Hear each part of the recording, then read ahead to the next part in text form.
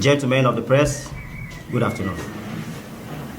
We address you today as citizens, indigents, and residents of Rivers State who feel a need to set records straight in the light of the goings in our state and who became victims due to no fault of ours.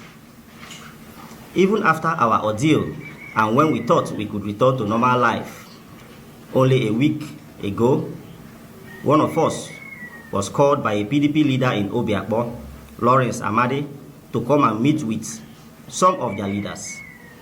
Upon further prodding, he said they were reaching out to us to persuade us to rewrite our story in order to implicate Right Honorable Edison Ehie as the sponsor or mastermind of the fire incident at the State House of Assembly complex, as a follow-up to former head of service George Wake's press briefing in Abuja.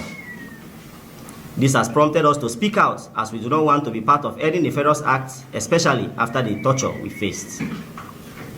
For 6 to 8 months, we endured an unjust harrowing experience in the hands of security agencies and political actors.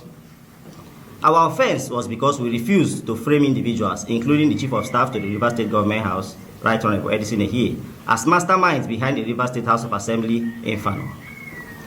Starting from December 2023, we, Chimez Balike, Kenneth Goodluck, Prince Lukman Oladele, and McPherson Olimini, were individually and collectively subjected to arrest, intimidation, physical assault, and psychological torture. All of this happened between December 5th, 2023 and January 16th, 2024. At some point, we were offered bribes in exchange for our freedom, even though it was clear that we had committed no offense that warranted our being arrested and detained. 3 of us were known associates of Right Honorable Edison Ehie and Honorable Sukari Goodboy, while McPherson was an unfortunate victim of mere proximity.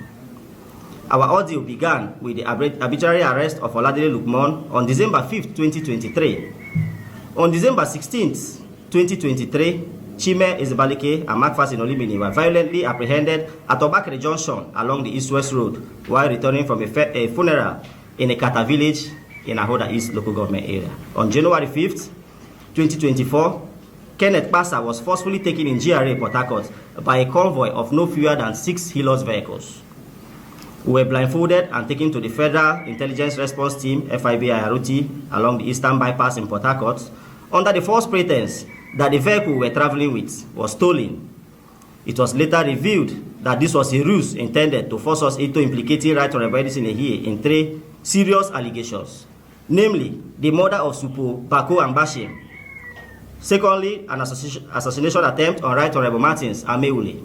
And thirdly, the burning of the Rivers State House of Assembly complex. At the Federal Intelligence Response Team facility, multiple attempts were made to coerce us into making false confessions. We are denied access to our legal representation, and when permitted to write statements, were stopped midway for not writing what they wanted, statements that falsely implicated Edison Ehie and others.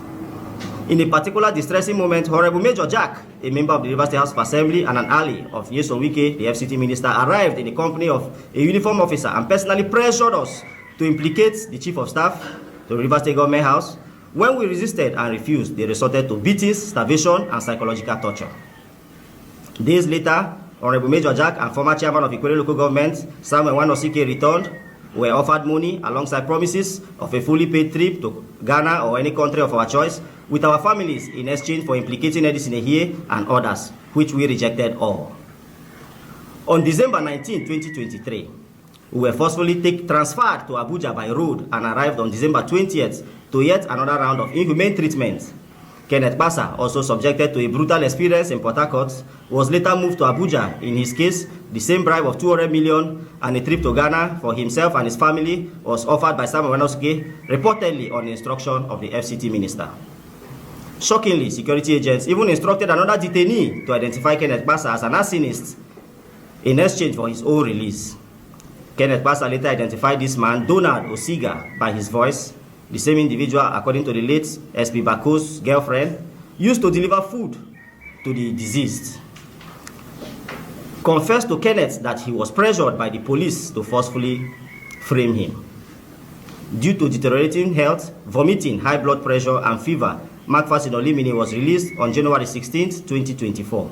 Shortly after, other suspects were brought into custody on new unrelated allegations tied to the murder of SP Bako. Despite our innocence, the charges against us inexplicably grew from 3 to 7. We were remanded in Kuje Correctional Facility for 6 months.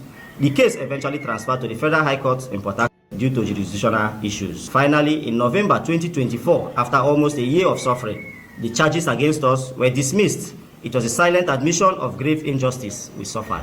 This press briefing is not just to tell our story. It is a call to action. No innocent youth of Rivers State should ever have to endure the torment we suffered. We speak today because others may not have the strength or support system to withstand what we just did.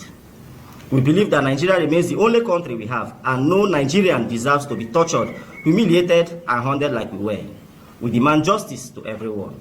We call on every civil society, the media, and the justice-loving Nigerians to stand with us in ensuring that no political agenda or ever weaponizes the state security apparatus against innocent citizens. This country is bigger than any one of us, and all of us deserve to live in a country where no one is oppressed.